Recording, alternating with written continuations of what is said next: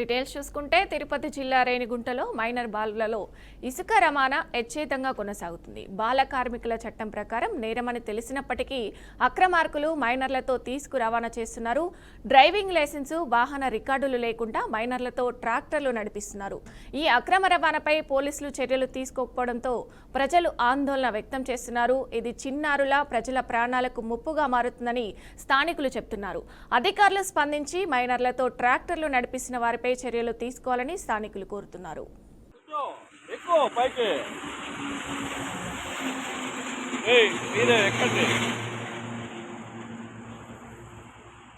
ఎక్కడి చూస్తున్నావు నువ్వు? ఎక్కడి చూస్తున్నావు? అబ్బాయిపేట. మీ ఇద్దరు వచ్చినావా?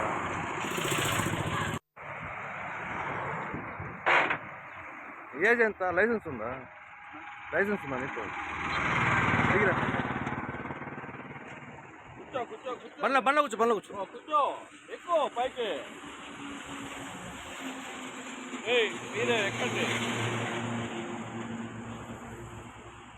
ఎక్కడి చూస్తున్నావు నువ్వు?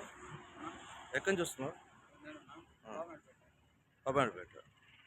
మీ ఇద్దరు వచ్చినావా? ఇక ఇదే అంశానికి సంబంధించి పూర్తి సమాచారం మా ప్రతినిధి సురేందర్ అందిస్తారు. సురేందర్, చెప్పండి. తిరుపతి జిల్లాలో తీసుకున్నట్టయితే ఈ యొక్క ఇసుక అక్రమ రవాణా అనేది రోజు రోజుకి తీవ్ర స్థాయి చేరుకుందని కూడా చెప్పుకోవచ్చు. ఏదైతే స్వర్ణముఖి నది ఉందో ఈ యొక్క నదీ ప్రవాహము ఉన్నటువంటి ఇసుకనంతా కూడా కొంతమంది అక్రమదారులు ప్రవేశించి జేసీబీల సహాయంతో ట్రాక్టర్లలో ఇసుకను తరలించేటువంటి దిశగా ప్రయత్నిస్తున్నారు. మొత్తము చంద్రగిరి బార్డర్ నుంచి తీసుకున్నట్టయితే ఇట్లు నాగలాపురము, సత్యవేడు వరకు కూడా ఈ యొక్క ఇసుక అనేది అన్యాక్రాంతంగా తరలిస్తూ డబ్బులు దున్నుకుంటున్నారు కొంతమంది. అయితే ఇక్కడ ఈ యొక్క ఆంధ్రానే కాకుండా పక్కన ఉన్నటువంటి సరిహద్దు అయినటువంటి తమిళనాడు కూడా ఈ యొక్క ఇసుకని భారీ మొత్తంలో అక్కడికి తరలించేటువంటి ప్రయత్నాలు చేస్తున్నారు. ఇప్పటి వరకు ఆ యువతను ఏదైతే మనం చట్టపరంగా చేసుకున్నట్టయితే మైనర్ బాలికలు ఏదైతే ఒక పనిలో ఉన్నప్పుడు వాళ్ళు పనికి సంబంధించి చిన్నపిల్లల దగ్గర పనులు చేయించడం చట్టరీత్యా నేరం అనేటువంటి సెక్షన్లు ఉన్నప్పటికీ ఈరోజు మైనర్ల దగ్గర ఇంత ఇసుక అక్రమ రవాణా చేయడమే కాకుండా ఈ యొక్క ట్రాక్టర్లను మైనర్ బాలుల దగ్గర ఇచ్చి బండి నడపడము, అది జాతీయ రహదారి పైన రావడము, అక్కడ ఉన్నటువంటి ప్రజలంతా కూడా పూర్తిగా ఇబ్బందులకు గురయ్యేటువంటి పరిస్థితి ఉంది. ఎందుకంటే ఎక్కడ కంట్రోల్ తప్పి తమ పైన వాహనాన్ని నడుపుతారో ప్రాణాలు కోల్పోయే పరిస్థితి. అటు ఈ యొక్క యువకుల ప్రాణాలు పోయేదే కాకుండా ప్రజల ప్రాణాలు కూడా పోయేటువంటి అవకాశాలు ఉన్నాయని కూడా ఆందోళన వ్యక్తం చేస్తున్నారు. ఇప్పుడు మనం చూస్తున్నటువంటి విజువల్లో ఈ ట్రాక్టర్ లో వెళ్తున్నటువంటి ఒక మైనర్ బాలుడు నడుపుతూ పక్కన చూసుకున్నట్టయితే చిన్నారులు ఇద్దరు కూర్చున్నారు.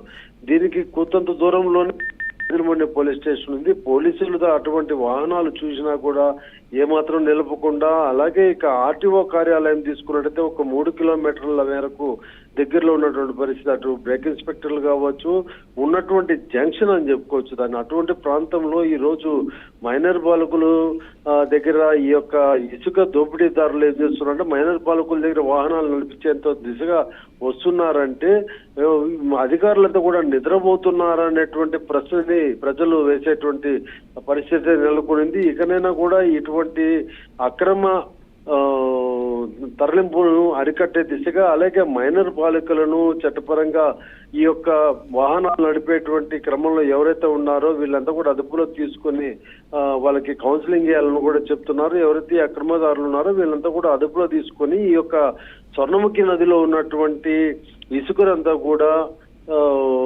ఎవరైతే అక్రమం చేస్తున్నారో వీళ్ళ మీద కఠినమైనటువంటి చర్యలు తీసుకోవాలని కూడా వాళ్ళు కోరుతున్నారు. విజయ.